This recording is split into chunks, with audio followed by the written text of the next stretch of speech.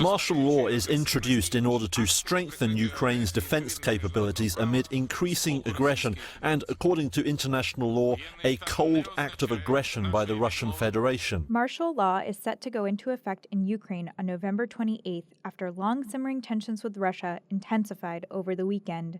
On the morning of November 25th, 3 Ukrainian Navy ships tried to enter the Kerch Strait between the Azov and Black Seas. Ukraine's Navy says Russia fired at the vessels, wounding 6 sailors. Ukraine's Minister of Foreign Affairs tweeted video that he claimed showed the Russian Coast Guard ramming a Ukrainian tugboat. Russia closed the strait and claimed the Ukrainian seamen had entered its waters illegally. They accused Ukraine of stoking conflict.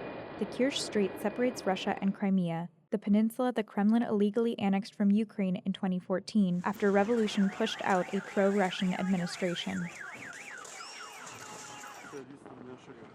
In May, Russian President Vladimir Putin unveiled a $4 billion bridge over the strait that serves as a direct route between Russia and Crimea.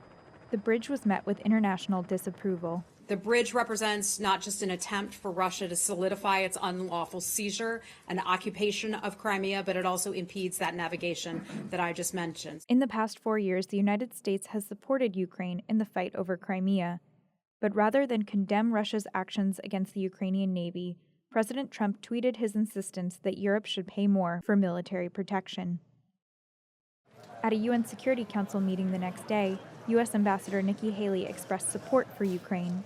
Sunday's outrageous violation of sovereign Ukrainian territory is part of a pattern of Russian behavior that includes the purported annexation of Crimea and abuses against countless Ukrainians in Crimea, as well as stoking conflict that has taken the lives of more than 10,000 people in eastern Ukraine. Germany's foreign secretary called for de-escalation on both sides. Die Entwicklungen rund das Asowsche Meer sind wirklich sehr besorgniserregend. Es ist nicht akzeptabel, dass es dort eine Blockade durch Russland gibt.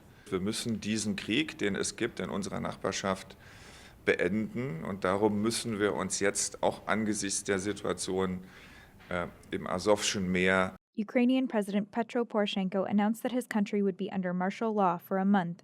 If that were extended, it could affect the country's elections. Poroshenko has been plagued by unpopularity, and Ukrainians are currently expected to vote on a president at the end of March.